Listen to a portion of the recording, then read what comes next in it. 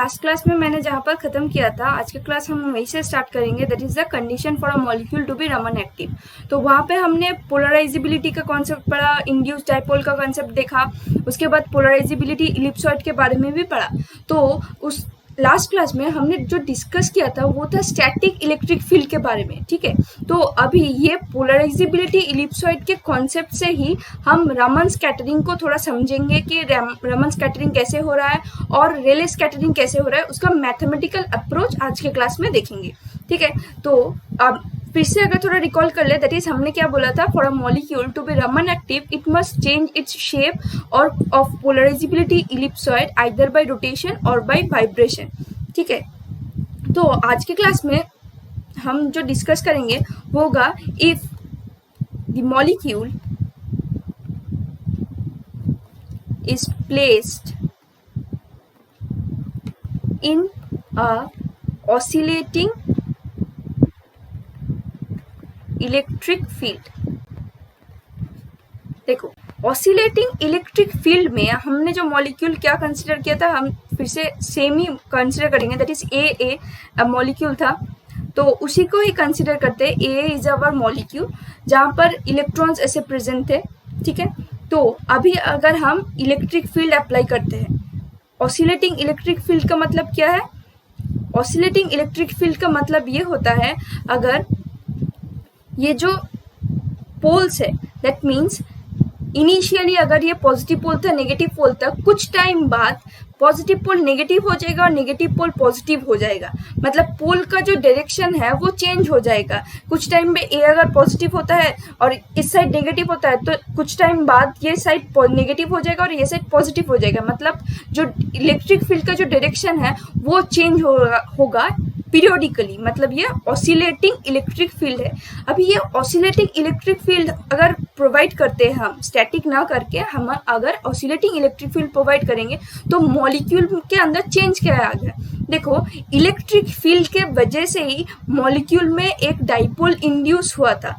तो यहाँ पर जब ये पॉजिटिव पोल था, तभी इसका डायरेक्शन क्या था? इस तरफ डायरेक्शन था, मतलब इस तरफ नेगेटिव पोल, मॉलिक्यूल के अंदर जो डाइपोल क्रिएट हुआ था उसका नेगेटिव पोल दिस साइड पे था, बिकॉज जो इलेक्ट्रॉन्स है वो पॉजिटिव पोल की तरह ज्यादा अट्रैक्ट हो गया और नेगेटिव पोल से रिपेल होंगे, दैट इज वाई। और यहाँ पर जो था, यहाँ पर पॉजिटिव पोल था। अभी अगर हमारा इलेक्ट्रिक फील्ड जो है उसका ही डायरेक्शन चेंज हो जाता है, तो फिर क्या होगा? ये जो हमारा इंड्यूस्ड फील्ड था, इंड्यूस्ड डाइपोल था, इंड्यूस्ड डाइपोल का भी डायरेक्शन चेंज हो जाएगा, ठीक है। तो अभी ये जो इंड्यूस्ड डाइपोल का जो डायरेक्शन चेंज हो रहा है वो कितना चेंज होगा, मतलब किसके ऊपर डिपेंड करेगी? ये जो हमारा इलेक्ट्रिक फील्ड अगर ऑसिलेटिंग होगा तो फिर जो डाइपोल क्रिएट होगा वो भी ऑसिलेटिंग होगा। अभी वो कितना ऑसिलेट करेगा, वो ऑसिलेशन डिपेंड करेगा हमारे इलेक्ट्रिक फील्ड के ऊपर ही। इलेक्ट्रिक फील्ड जितना ऑसिलेट करेगा उतना ही डाइपोल भी ऑसिलेट करेगा। अभी अगर हम फॉर्मूलाज देखें, देखो हमने फॉर्मूला में क्या बोला था, induced dipole moment depends on the electric field, ठीक है, जो हम इलेक्ट्रिक फील्ड को प्रोवाइड करेंगे। तो अभी अगर इस प्रोपोर्शनलिटी को हम उठाते हैं तो वहां पर हमने एक कांस्टेंट से मल्टीप्लाई किया था, वो था alpha I, which is our polarisability. Alpha क्या था? अल्फा आई था पोलराइजेबिलिटी,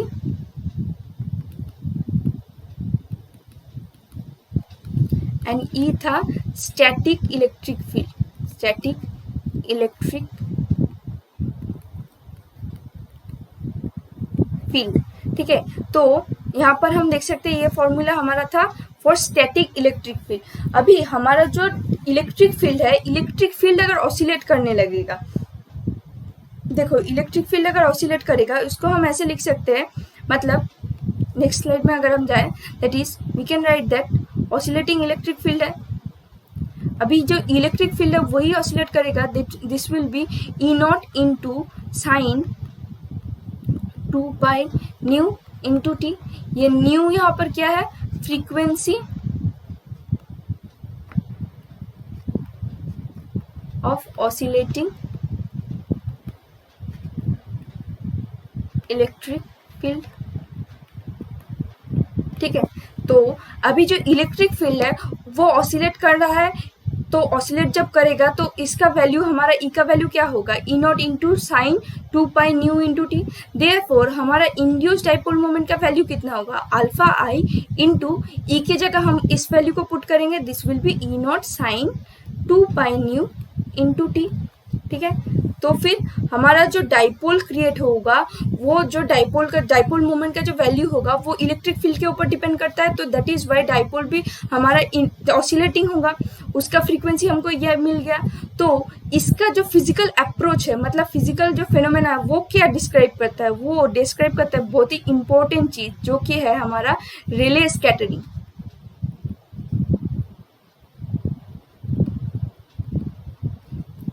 अभी ये कैसे डिस्कस अप्रोच करता है इस चीज को, देखो हमको पता है, हमने जो एटॉमिक थ्योरी हमारा था, एटॉमिक थ्योरी में भी हमने पढ़ा है और बाकी यहाँ पर हमने देखा है कि अगर इलेक्ट्रॉन हमारा प्रेजेंट होता है, ठीक है, न्यूक्लियस के चारों तरफ हमारे इलेक्ट्रॉन्स प्रेजेंट होते हैं, इलेक्ट्रॉन जो कि रिवॉल्व होते हैं। इलेक्ट्रॉन क्या है, इलेक्ट्रॉन को हम यहाँ पर कंसिडर कर सकते हैं as a charge particle.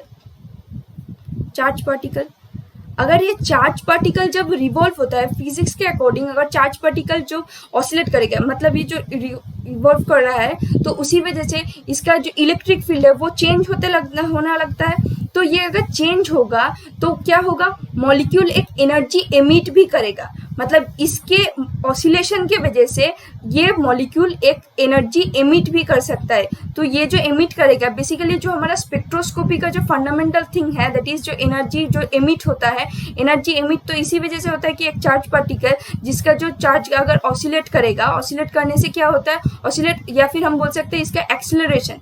Acceleration क्यों, देखो ये इलेक्ट्रॉन जो है, इलेक्ट्रॉन तो रिवॉल्व कर रहा है, रिवॉल्व करने से इसका स्पीड अगर सेम भी रहता है बट इसका ओरिएंटेशन चेंज होता रहा है। अगर ओरिएंटेशन चेंज होगा, acceleration is a vector quantity, तो ओरिएंटेशन भी चेंज होगा तो हम बोलेंगे कि वेलोसिटी का वैल्यू भी चेंज हो रहा है। तो दैट इज व्हाई एक्सेलरेशन हमारा चेंज होगा।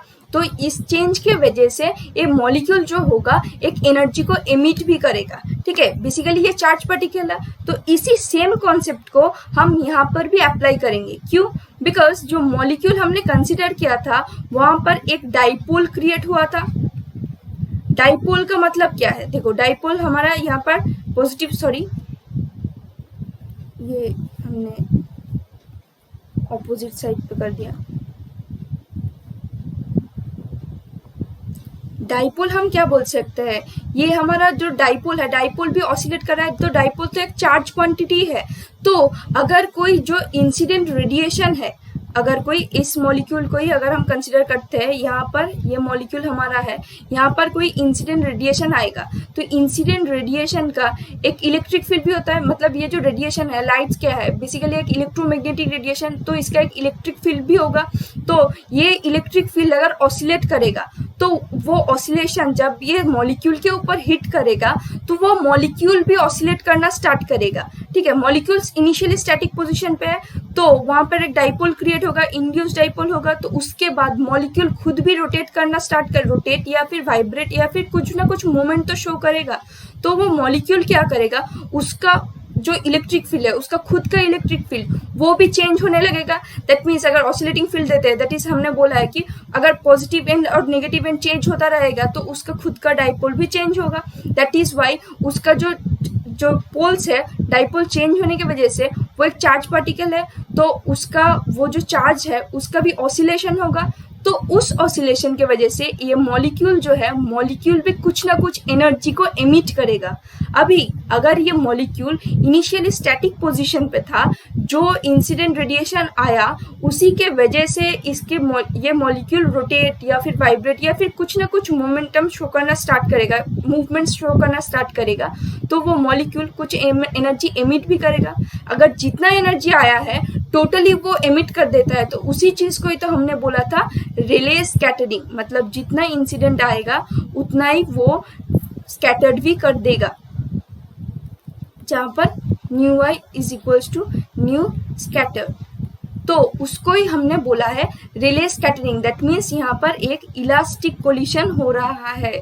ठीक है, तो ये केस कौन सा है, ये केस वहां पर है जब मॉलिक्यूल के ऊपर कोई पहले से कोई मूवमेंट नहीं था, लेकिन इंसिडेंट रेडिएशन आने के बाद उसका डाइपोल चेंज होना स्टार्ट किया, क्योंकि वो इलेक्ट्रिक फील्ड भी ऑसिलेटिंग इलेक्ट्रिक फील्ड था, तो दैट इज वाई उसका डाइपोल भी चेंज होने लगा। तो डाइपोल भी अगर ऑसिलेट करेगा तब हमारा मॉलिक्यूल जो है, जो एनर्जी इमिट करेगा, वो दोनों का वैल्यू सेम हो जाएगा।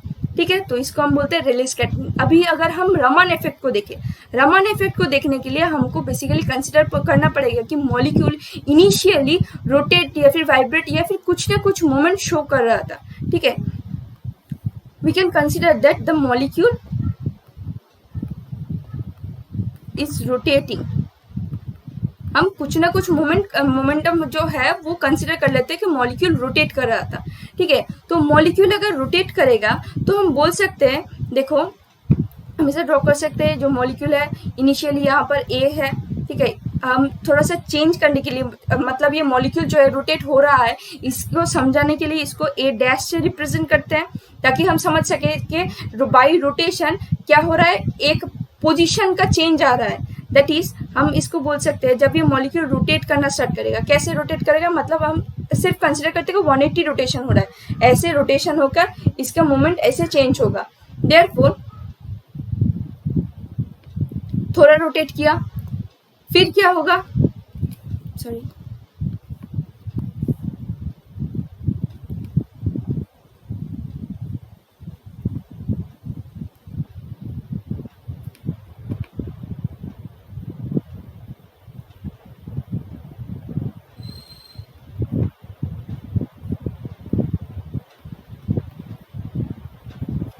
ठीक है, तो हमने देखा मॉलिक्यूल 180 डिग्री में रोटेट किया है। ठीक है, मॉलिक्यूल 180 डिग्री में रोटेट किया है।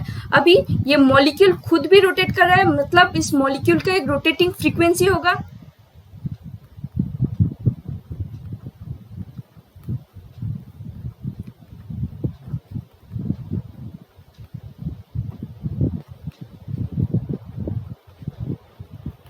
रोटेशन और वाइब्रेशन कुछ ना कुछ तो होगा, तो उसी चीज को हम कंसिडर करते हैं। नेक्स्ट थिंग देखो, अभी अगर हम यहाँ पर इलेक्ट्रिक फील्ड्स को देखते हैं, हमने ऑसिलेटिंग इलेक्ट्रिक फील्ड तो लिया है, लेकिन इलेक्ट्रिक फील्ड का जो डायरेक्शन है इसी तरफ रखा है, सॉरी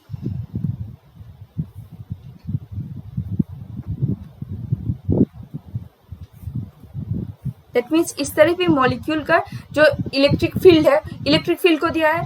तो फिर अगर हम देखें तो हमने लास्ट क्लास में जो डिस्कस किया था, जब हमारा जो इलेक्ट्रिक फील्ड है वो अलोंग द एक्सिस रहेगा, तब मॉलिक्यूल सबसे ज्यादा पोलराइजेबल होगा। ठीक है, तो जब ये मॉलिक्यूल रोटेट करता है, इसका मतलब ये जो दोनों पोजीशन है, ये पोजीशन पर मॉलिक्यूल सबसे ज्यादा पोलराइजेबल होगा। उसके बाद जब ये थोड़ा सा रोटेट कर गया, थोड़ा कोई ना कोई एंगल में अगर रोटेट कर गया, तब थोड़ा सा पोलराइजिबिलिटी डिक्रीज हो जाएगा। मतलब हम बोल सकते हैं अल्फा का वैल्यू थोड़ा डिक्रीज होगा, पोलराइजिबिलिटी का वैल्यू डिक्रीज होगा। यहाँ पर पोलराइजिबिलिटी विल बी लीस्ट,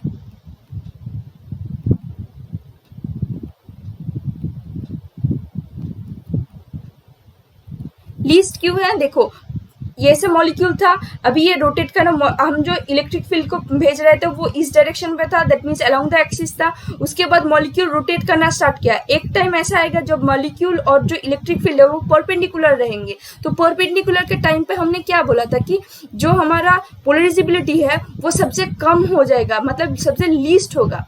उसके बाद फिर से हम देख सकते हैं यहाँ पर पोलराइजिबिलिटी थोड़ा सा इंक्रीज होगा, और यहाँ पर जाके पोलराइजिबिलिटी फिर से ज्यादा हो जाएगा। मतलब फिर से ये जो इलेक्ट्रिक फील्ड है वो अलोंग द एक्सिस आ गया है, लेकिन क्या हुआ है, सिर्फ डायरेक्शन चेंज हुआ है। मतलब यहाँ पर अगर हम कंसिडर करते हैं ये था और यहाँ पर ए डैश मॉलिक्यूल था, मतलब डाइपोल जो मोमेंट आएगा तो उसका एक डायरेक्शन होगा। यहाँ पर सिर्फ डायरेक्शन, मतलब पोल्स क्या होंगे, पोल्स चेंज हो जाएंगे और कुछ चेंज नहीं आएगा। तो दैट इज वाई हम बोल सकते हैं यहाँ पर हमारा जो पोलराइजिबिलिटी है, पोलराइजिबिलिटी का भी एक चेंज आएगा, एक ऑसिलेशन होगा। तो उस ऑसिलेशन की वजह से, मतलब अगर हमारा मॉलिक्यूल रोटेट करता है तो हमारा पोलराइजिबिलिटी जो है वो भी ऑसिलेट करेगा। देयरफॉर हमने तो इलेक्ट्रिक फील्ड को देख ही लिया था कि इलेक्ट्रिक फील्ड अगर ऑसिलेट करता है तो उसका वैल्यू होगा ई नॉट इंटू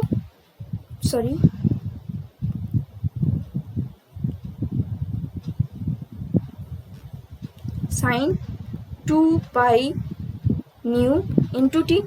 अभी अगर हमारा जो पोलराइजिबिलिटी है दैट इज अल्फा आई भी अगर चेंज हो जाएगा, उसका वैल्यू होगा alpha not plus beta into sine 2 pi new vibrational frequency और रोटेशनल, मतलब मॉलिक्यूल अगर वाइब्रेशनल करता है तो वाइब्रेशनल, या फिर रोटेशन करेगा तो रोटेशनल इंटू टी।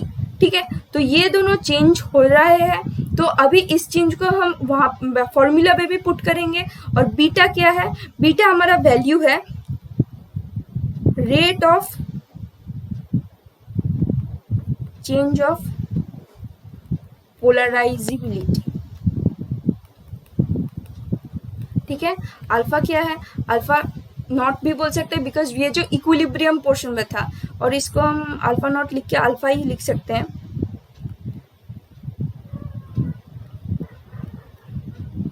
इसको अल्फा से डिनोट करते हैं और इस चीज को हम अल्फा आई से डिनोट करते हैं, दैट इज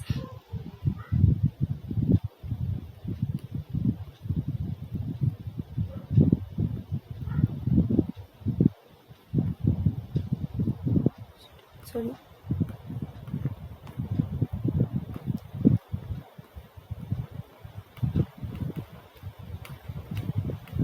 इक्विलिब्रियम पोलराइजिबिलिटी।